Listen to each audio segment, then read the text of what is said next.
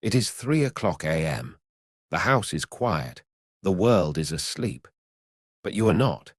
You are staring at the ceiling, and there is a heavy, cold stone sitting in the pit of your stomach. It's that familiar tightness in your chest, the one that comes when the car makes a funny noise. The one that comes when the rent notification hits your inbox. The one that comes when you realize there is too much month left at the end of your money. And what makes this feeling so unbearable isn't just the lack of cash. It's the confusion, because you did everything right. Run the tape back. You were a good kid. You sat in the front row. You did the homework. When the teacher told you to memorize the date of a battle that happened 300 years ago, you memorized it. When they told you to solve for X, you solved for X. You didn't question why. You didn't ask how this applied to real life. You wanted the gold star. You wanted the A. You wanted the pat on the head that said, "Good job, you are safe, you are on the path." You followed the script perfectly. Study hard, get good grades, get into a good university. Take out the loans because it's an investment in your future. Get the degree. Get the job. And now you are here. You are sitting in the life they promised would be the reward for your obedience. And you are drowning. You look at your bank account and it doesn't make sense. You are working harder than you have ever worked. You are stressed. You are exhausted. You are giving the best hours of your day, the best years of your life, to a corporation that would replace you within a week if you dropped dead at your desk. And in exchange, they give you just enough to survive, but never enough to be free, and you think it's your fault. This is the most dangerous lie you tell yourself. You look in the mirror and you think, "I must be bad with money." You think, "I just need to budget better." You think, "If I just skipped the coffee, if I just worked a few more hours, if I just got that 3% raise." Stop. You are not bad with money. You are not stupid. You are not lazy. You are uneducated. And that is a very, very different thing. Think about it. Really think about it. You spent 12 to 16 years in the education system. Thousands of hours. You learned about mitochondria, the powerhouse of the cell. You learned how to diagram a sentence. You learned about the tectonic plates and the feudal system and the periodic table of elements. But ask yourself this. In those 16 years, how many hours were dedicated to the one thing that will determine the quality of your entire life? How many classes did you have on how to read a financial statement? 0. How many teachers sat you down and explained the difference between an asset and a liability? 0. Who taught you how taxes actually work and how the wealthy use the tax code to increase their wealth while you get taxed into stagnation? No one. Who taught you how to identify a good investment? Who taught you how to make money work for you while you sleep? Who taught you that saving money in a bank account is actually a mathematical guarantee that you are becoming poorer every single day because of inflation? Silence. They trained you to be poor, and you didn't even notice. It wasn't an accident. It wasn't an oversight. If the system failed to teach you about money, it's not because the system is broken. It's because the system is working exactly as it was designed. You have to understand the game you are playing. The education system was never built to create financially independent, wealthy, sovereign individuals. Why would it be? A society of wealthy, independent thinkers is very hard to manage. They don't need you to be rich. They need you to be employable. They need you to be smart enough to run the machines and file the paperwork, but just dumb enough to passively accept a system where you trade your life for a wage that barely covers your existence. And because you are a good student, you bought it. You internalized it. You view money through the lens of a worker because that is the only lens they gave you. You think the path to wealth is work harder. That is a lie. You think the path to security is save more. That is a lie. You think the path to success is get a better degree. That is a lie. And right now, in the dark, looking at that number on your screen, You are feeling the consequences of that lie. You feel betrayed because you were betrayed. Your parents didn't teach you because they didn't know. They were running the same software, caught in the same rat race, terrified of the same shadows. Your teachers didn't teach you because they are employees too, trading their time for a paycheck, just as confused as you are, so here you are. An adult, intelligent, capable. But when it comes to the language of money, you are illiterate. You are trying to win a game where you don't even know the rules. You are playing chess, but you think you're playing checkers, and you're wondering why you keep losing your pieces. This isn't about bad luck. This is about a systematic withholding of information. And the hardest pill to swallow is this. You are still waiting for someone to come save you.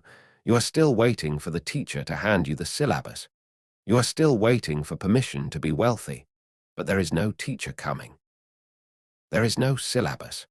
And the system that trained you will never, ever give you permission to leave. You have been trained to be poor. The anxiety you feel is the result of that training. But now that you know it was training, you can begin to ask the only question that matters. How do I deprogram myself? Think about the architecture of your childhood. Close your eyes and picture the classroom. Rows of desks, everyone facing forward. Everyone looking at the authority figure at the front of the room. Now, picture a factory floor. It looks exactly the same. This is not a coincidence. The modern education system was designed during the Industrial Revolution. The tycoons of that era didn't need philosophers. They didn't need disruptors. They didn't need people who understood how to leverage capital or build empires. They already had empires. What they needed were people to run the machines. They needed punctual, obedient, compliant workers who could follow instructions without asking, why? And that is exactly what they turned you into. Consider the bell. For 12 years, your entire life was dictated by the sound of a bell. When the bell rang, you stopped what you were doing. It didn't matter if you were interested. It didn't matter if you were in a state of flow. The bell rang, and you shifted gears. This was your first lesson in trading time for money. They were training you to ignore your own internal rhythms and submit to the company clock. They were wiring your brain to believe that work is something that happens in designated blocks of time, not something based on results or value creation. You weren't graded on how efficiently you learned. You were graded on your attendance. You were graded on sitting in the chair for the required number of hours. That is why, today, you feel guilty if you leave the office early, even if you finished all your work. You are still waiting for the bell. Think about the permission. You are 6 years old. You have to go to the bathroom. What do? You raise your hand. You wait to be acknowledged. You ask, "May I?" Let that sink in. For the first 2 decades of your life, you were trained to believe that you needed permission from an authority figure to perform a basic biological function. You had to ask for a hall pass to walk down a corridor. You had to ask for permission to speak. Is it any wonder that now, as a 30-year-old adult, you are terrified to negotiate your salary? Is it any wonder you feel paralyzed when you think about starting a business? You are still waiting for someone to give you the hall pass. You are waiting for permission to be successful. But in the world of wealth, nobody gives you permission. You have to take it. And you don't know how to take it because you were trained to sit still and wait for the teacher to call on you. Think about the testing. Eyes on your own paper. No talking to your neighbor. That's cheating. In school, collaboration was called cheating. You had to solve every problem alone. You had to memorize the facts in isolation. If you looked at someone else's work, you were punished. But look at the real world. Look at how the wealthy actually operate. Business is a team sport. Investing is a network game. The rich don't memorize the tax code, they hire CPAs. They don't memorize the law, they hire attorneys. They leverage other people's brains, other people's time, and other people's money. But you're still trying to do it all yourself. You're still trying to be the smartest kid in the class. You're grinding away in isolation, trying to solve your financial problems with your own two hands because you were taught that using resources was cheating. You're playing a single-player game in a multiplayer world. And finally, think about the curriculum itself. They taught you to memorize. Memorize the dates. Memorize the capitals. Memorize the formula. Memorization is the lowest form of intelligence. It is the skill of a clerk. It is the skill of a hard drive.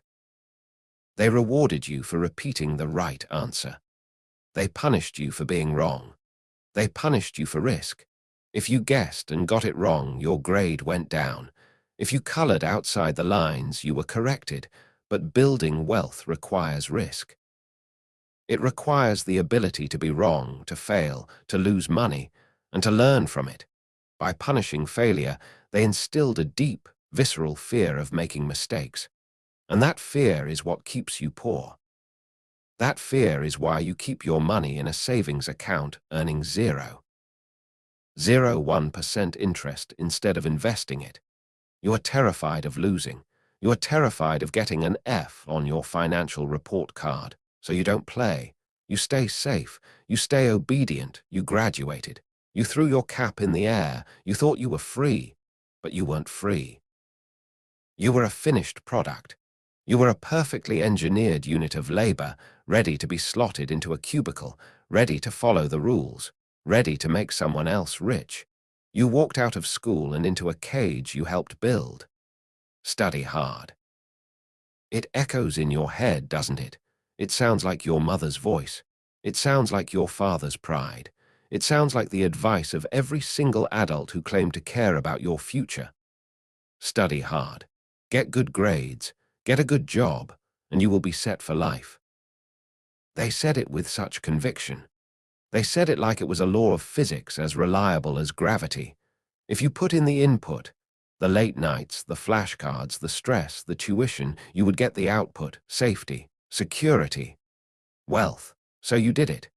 You bought the lie hook, line, and sinker. And now you are sitting here, holding the receipt, realizing you bought a ticket to a destination that doesn't exist. This is the great study hard lie. And realizing it is the first moment the ground falls out from under you. Because here is the cold, hard reality your report card never showed you.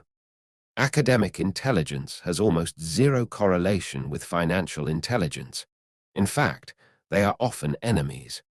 School taught you how to be an employee. It taught you a very specific skill set, how to take orders, how to complete tasks, and how to operate within a predefined set of rules. It taught you how to work for money.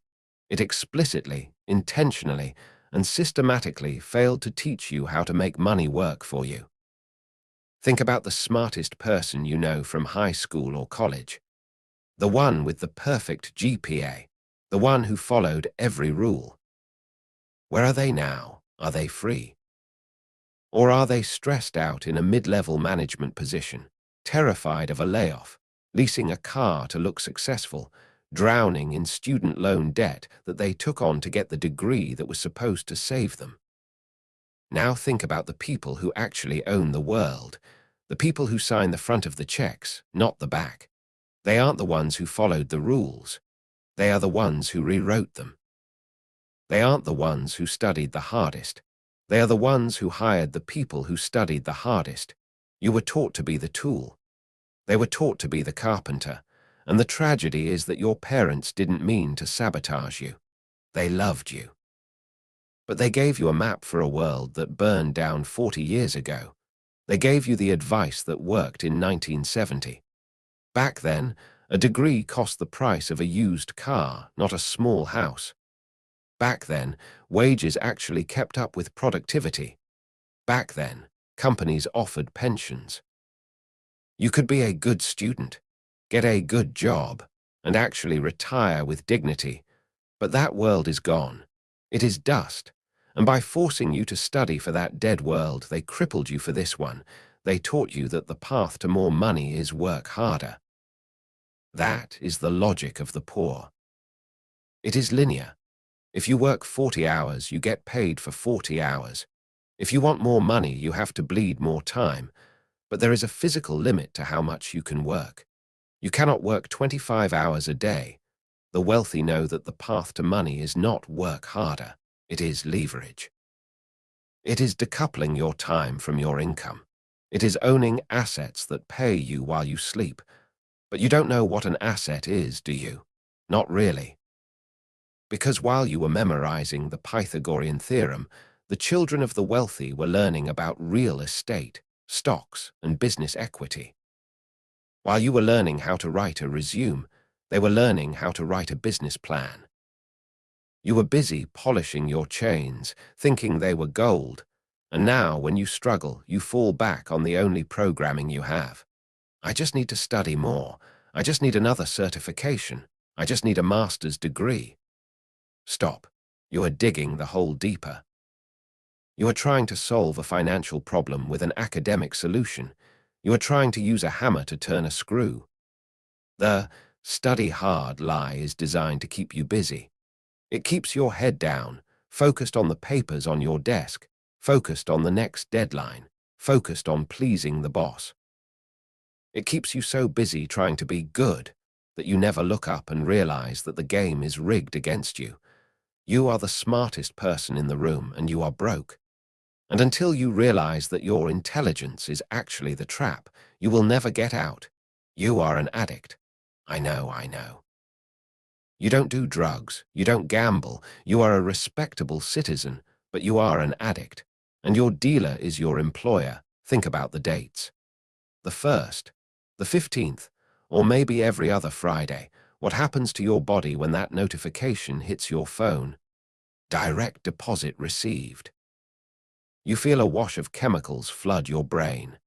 Dopamine, serotonin, relief. The tightness in your chest loosens. The anxiety about the rent evaporates for a moment. You breathe out. You think, okay, I'm safe for another 2 weeks.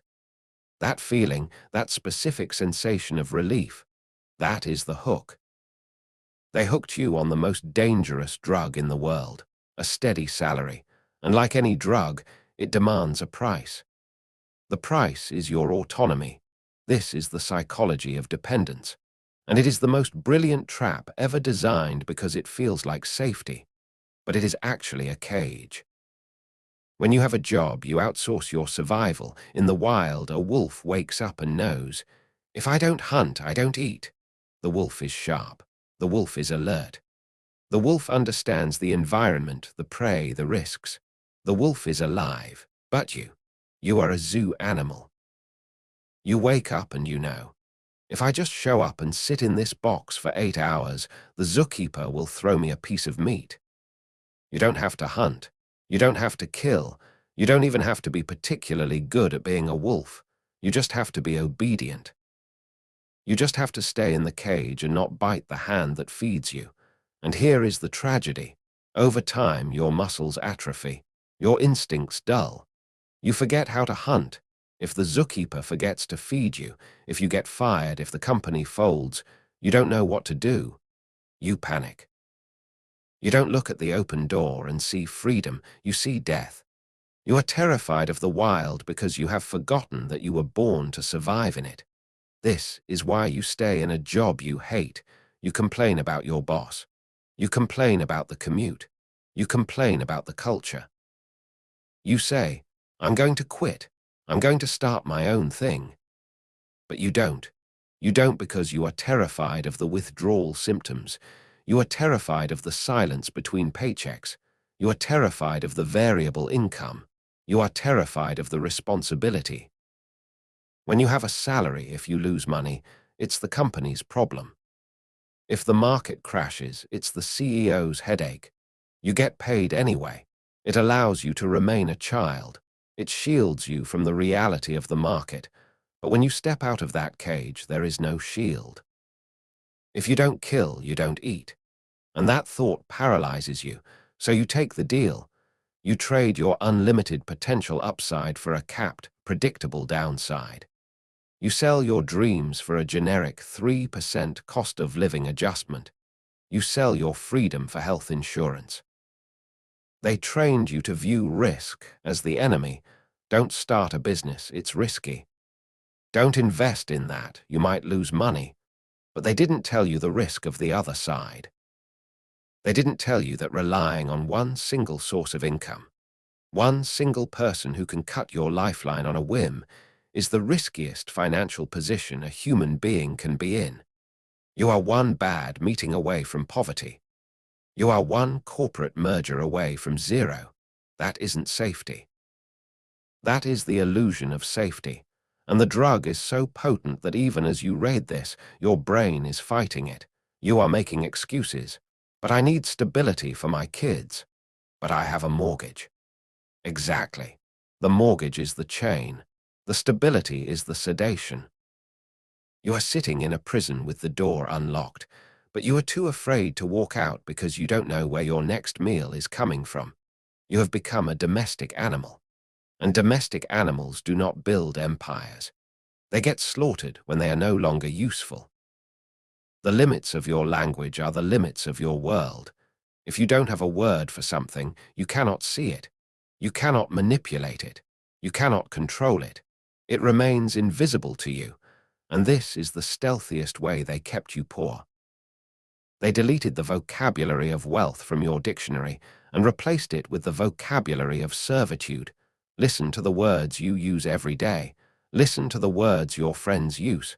Listen to the words your parents used at the dinner table. Salary, expenses, bills, savings, coupons, discount, credit score, overtime, refund, tax return. This is the language of the consumer. This is the language of the employee. These are words that describe spending money or earning money through labor. Now listen to the words the wealthy use.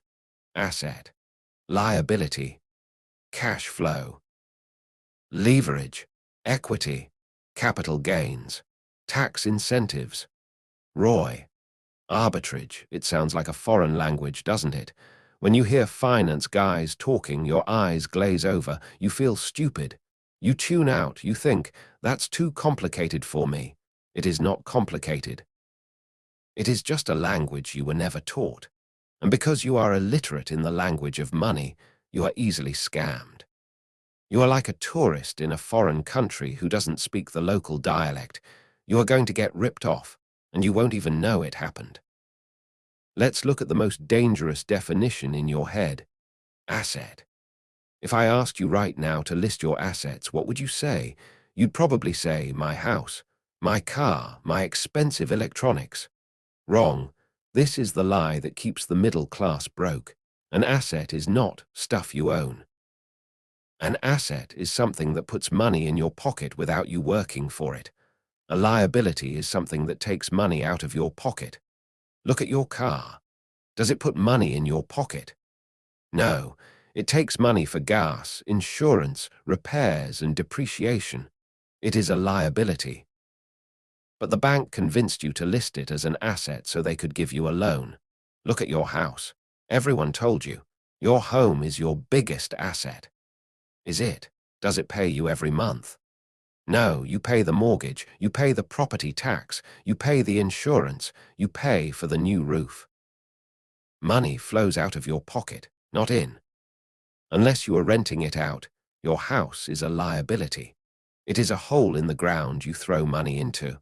But because you don't know the definition, you spend your whole life buying liabilities that you think are assets. You buy the bigger house, the newer car, the nicer clothes, thinking you are building wealth. You aren't building wealth. You are building a collection of receipts. You are digging a hole and calling it a tower. And then there is the word tax. To you, tax is a punishment. It is something the government takes from your paycheck before you even see it. You fear it. You try to minimize it by hiding. To the wealthy, the tax code is not a punishment. It is a rule book. It is a treasure map. The government wants people to build housing, start businesses, and provide energy. So they offer massive tax breaks, incentives, to people who do those things. The wealthy don't pay high taxes because they do what the government wants. They speak the language of depreciation and write-offs. You pay high taxes because you don't speak that language. You just pay the bill. You are playing a game where your opponent has the cheat codes and you don't even know how to pause the game. You focus on your credit score. You wear it like a badge of honor. I have an 800 credit score. Congratulations. You are a good borrower. You have proved to the banks that you are very good at being in debt and paying them interest. A high credit score doesn't mean you are rich. It means you are a profitable customer for the bank. The wealthy don't care about a consumer credit score. They care about net worth and liquidity. See the difference? One measures how good you are at being a servant. The other measures how free you are. You need to burn your dictionary. You need to stop using the words of the poor. As long as you keep calling liabilities assets, and as long as you keep thinking a salary is security, you will remain exactly where you are, trapped in a prison built of words. There is a silent thief in your house. He is there right now. He is eating your food. He is shrinking your clothes. He is stealing the gas out of your car tank.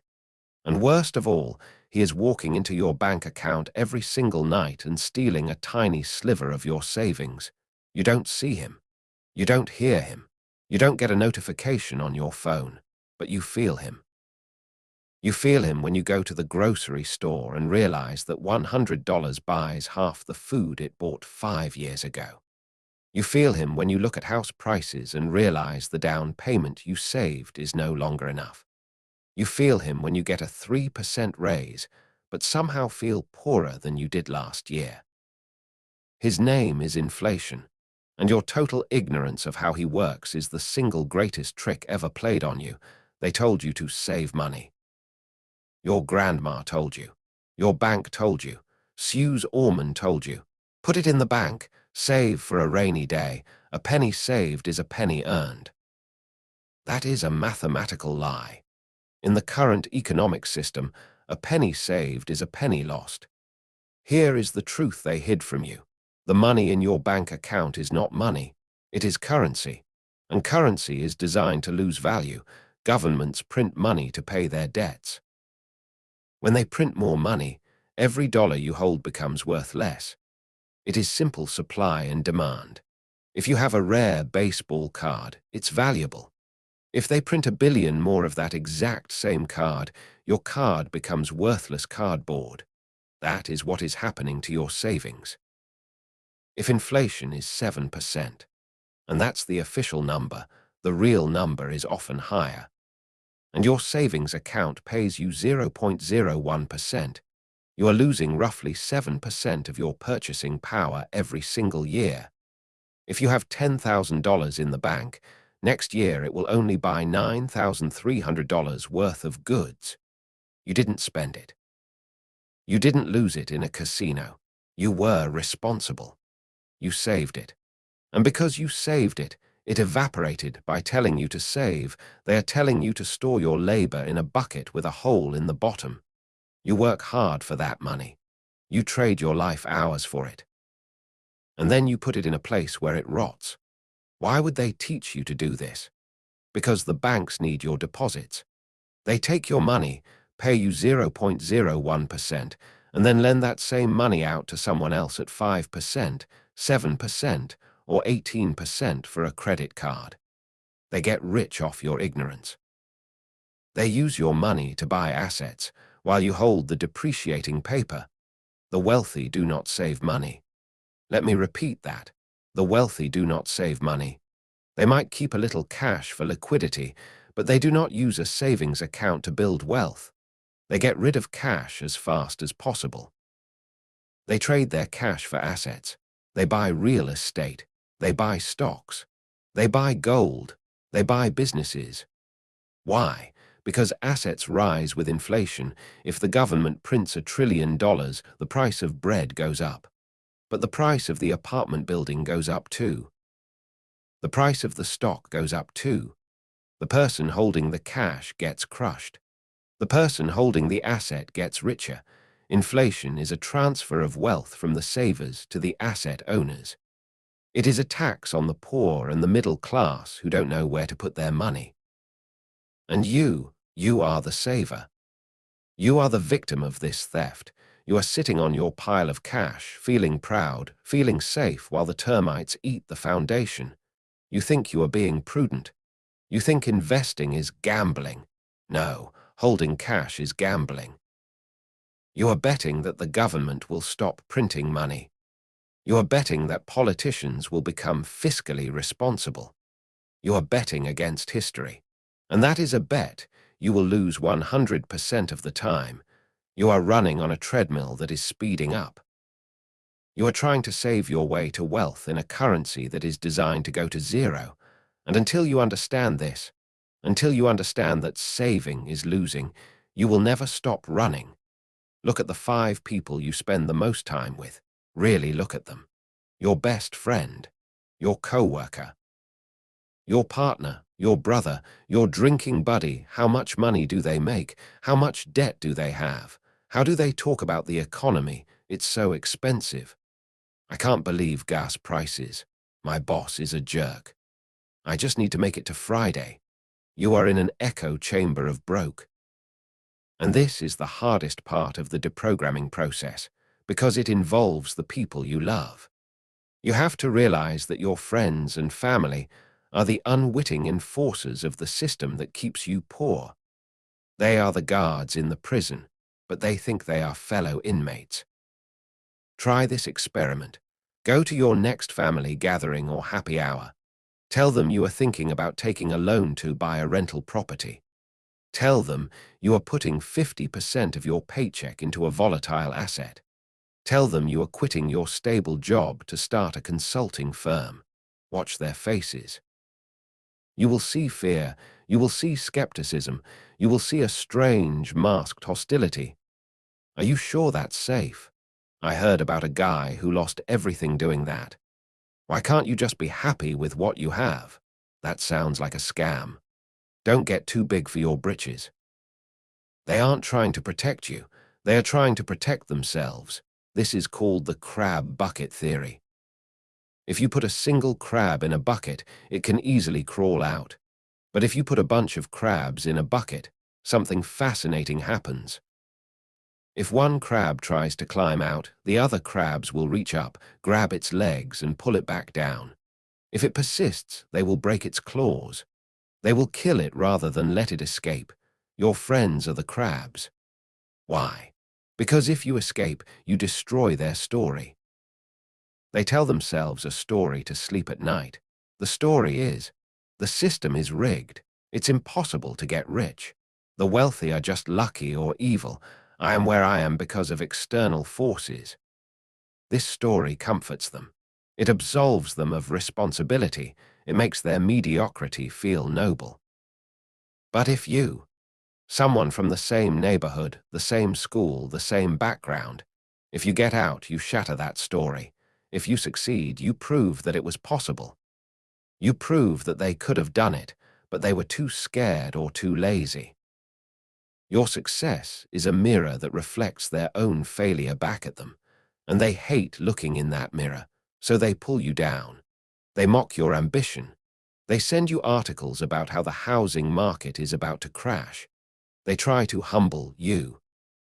They want you to stay in the bucket so they don't have to face the reality that they are choosing to stay in the bucket. And your parents, they are often the worst offenders. They love you. And because they love you, they want you to be safe. To them, safe means a steady paycheck, a 401k, and a 30-year fixed mortgage. That is the safety of 1990. In 2024, that safety is a slow death by inflation and stagnation. When they tell you to be realistic, they are really saying, please don't do something that makes me anxious.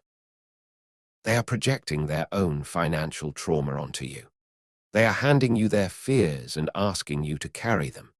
You have to understand that you cannot discuss the geometry of wealth with people who only understand the arithmetic of survival. You are trying to speak French to people who only speak frustration. If you want to be wealthy, you might have to do the loneliest thing in the world. You might have to stop taking advice from the people you love. You have to accept that your growth will alienate them. You have to accept that as you get richer, you will have less in common with them. The conversations about how broke we all are will stop, and an awkward silence will take their place. You can't fly if you are tied to people who refuse to let go of the ground. There is a war going on inside your head. On one side, there is your survival instinct screaming, "I need money. I need security. I want to be free." On the other side, there is a deep, subconscious program whispering, "Rich people are evil. Money is the root of all evil." Wealthy people are greedy, selfish, and corrupt. You have been brainwashed to hate the very thing you need to survive. Think about every movie you watched growing up. Who was the villain? It was the rich guy in the suit. It was the CEO trying to bulldoze the community center. It was the aristocrat on the Titanic sneering at the poor people in steerage. It was Mr. Burns. It was Lex Luthor, who was the hero, the scrappy, poor underdog with a heart of gold. The message was clear. To be poor is to be virtuous. To be rich is to be a monster. This moral programming is lethal. It creates a financial autoimmune disease. Your conscious mind wants wealth, but your subconscious mind rejects it because it doesn't want to be a bad person. You self-sabotage. You get a little bit of money, and you immediately get rid of it. You spend it, or you lend it to a friend who won't pay you back, or you make a stupid decision. Why? Because deep down, you are uncomfortable with having more than everyone else. You feel guilty. You have internalized the fixed pie fallacy. You believe that there is a limited amount of money in the world. You believe that if you take a big slice of the pie, there is less for everyone else. You think that for you to win, someone else has to lose. You think wealth is stolen, not created. This is false. Money is not a fixed pie. Money is infinite. Wealth is created by solving problems. When J.K. Rowling wrote Harry Potter, she became a billionaire. Did she steal that money? Did she make anyone poorer? No. She created value out of thin air. She created stories that millions of people loved. The printers got paid. The movie theaters got paid. The toy makers got paid. The pie got bigger. But you don't see it that way. You see wealth as a zero-sum game. You look at a guy in a Ferrari and your first thought isn't, "I wonder what problem he solved." Your first thought is, "Asshole."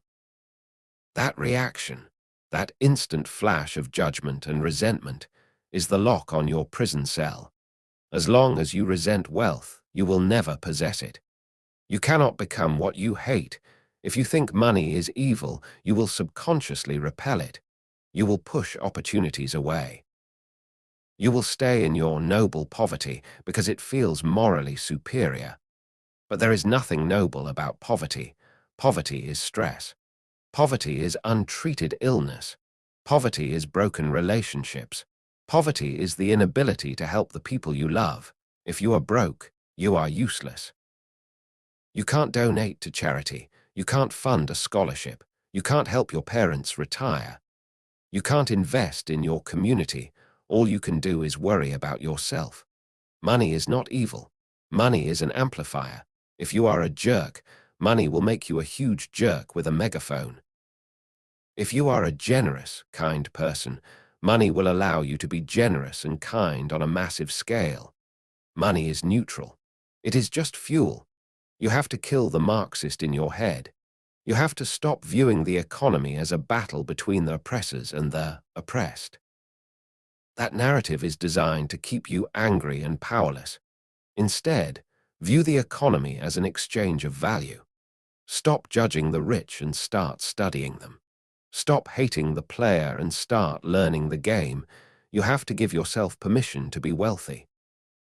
You have to realize that making money is actually the most moral thing you can do, because it means you are free from being a burden on others. It means you have the resources to protect your family and impact the world. Stop wearing your struggle like a badge of honor. It's not a badge. It's a shackle. Now, we arrive at the most uncomfortable part of this entire conversation. Up until this point, we have talked about what they did to you. We talked about the school system. We talked about your parents. We talked about the banks. We talked about the inflation. We talked about the cultural programming. It feels good to blame them, doesn't it? It feels righteous. It's not my fault. I was brainwashed. I was sabotaged. But if we stop here, you are just a victim. And victims never get rich. So here is the brutal truth. You are an adult now. You have been an adult for years. You have a smartphone in your pocket that gives you access to the sum total of human knowledge. You have access to every book ever written on finance. You have access to YouTube channels, podcasts, and articles that explain exactly how money works. The information isn't hidden anymore. The gatekeepers are gone, so why are you still financially illiterate? Because you are choosing to be. This is the mirror turn. You have to look at yourself and admit, I am complicit in my own poverty. You choose Netflix over education. You spend 3 hours a day scrolling through TikTok, watching other people live their lives, instead of spending 20 minutes reading about index funds.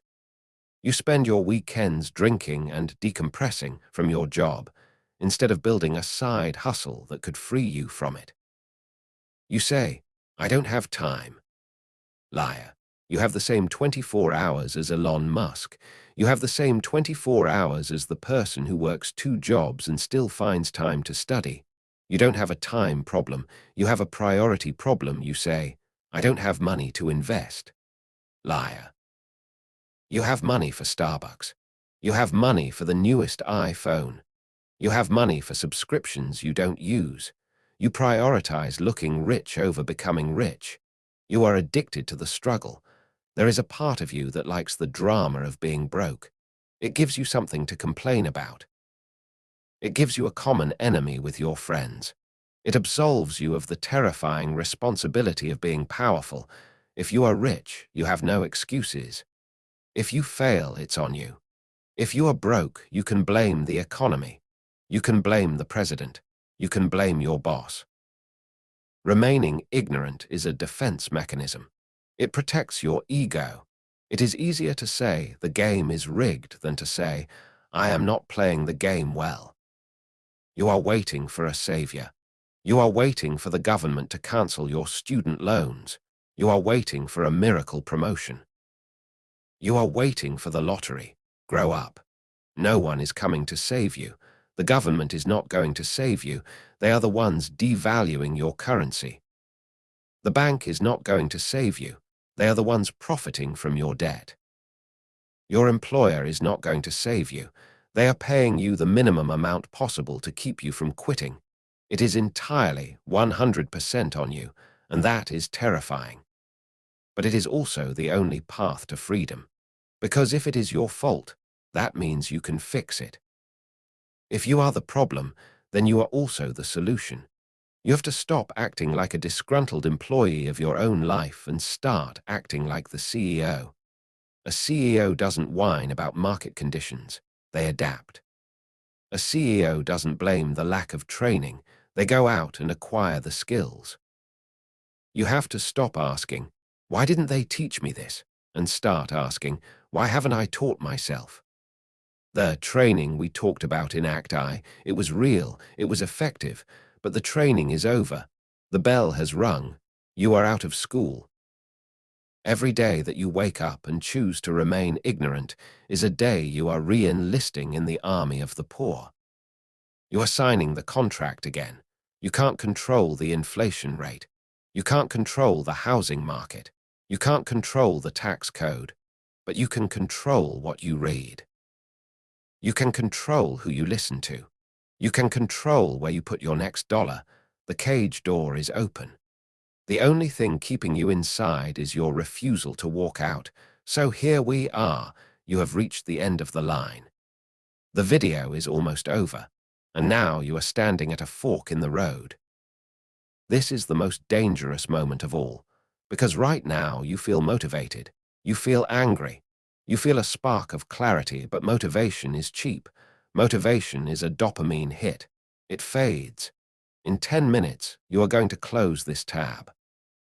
The algorithm is going to suggest a video of a cat jumping into a box, or a celebrity gossip clip, or a gaming highlight.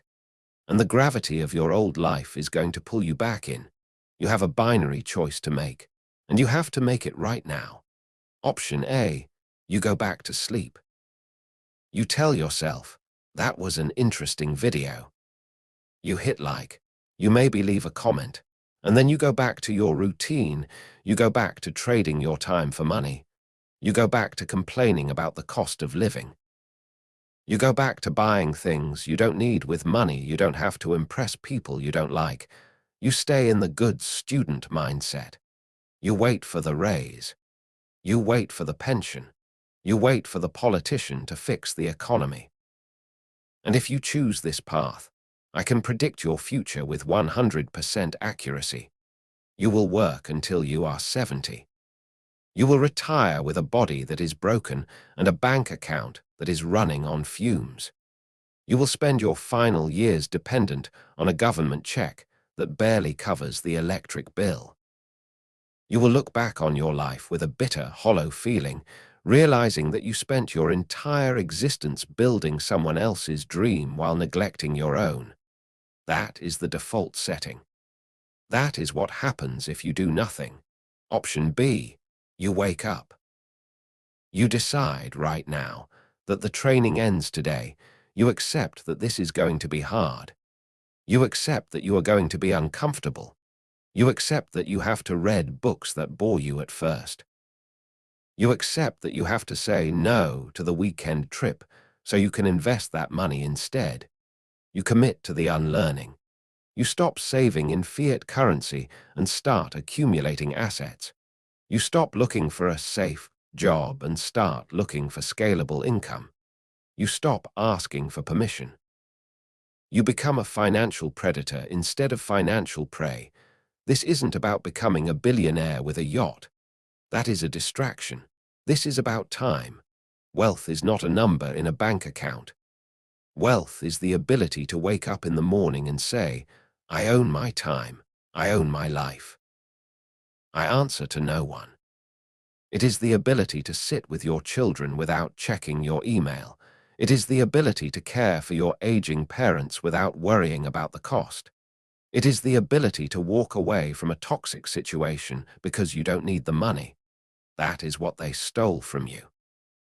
They stole your freedom, but you can take it back. Start today, not tomorrow. Today, audit your bank statement. Look at every single dollar leaving your account and ask, is this buying me freedom or is this buying me chains? Buy one book on investing. Read 10 pages a day. Cancel one subscription and put that money into an index fund. Start a side business. Mow lawns. Write code. Sell something. Anything. Just break the addiction to the salary. Prove to yourself that you can generate value without an employer. The system is designed to keep you poor. It is a heavy, grinding machine that wants to crush you into a compliant worker bee, but the machine has a flaw. It relies on your consent. It relies on your ignorance. Once you see the strings, you can cut them. You have been trained to be poor. It took them decades to build that cage.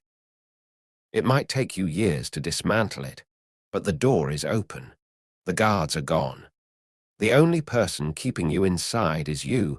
The class is dismissed. The real work begins now. What are you going to do?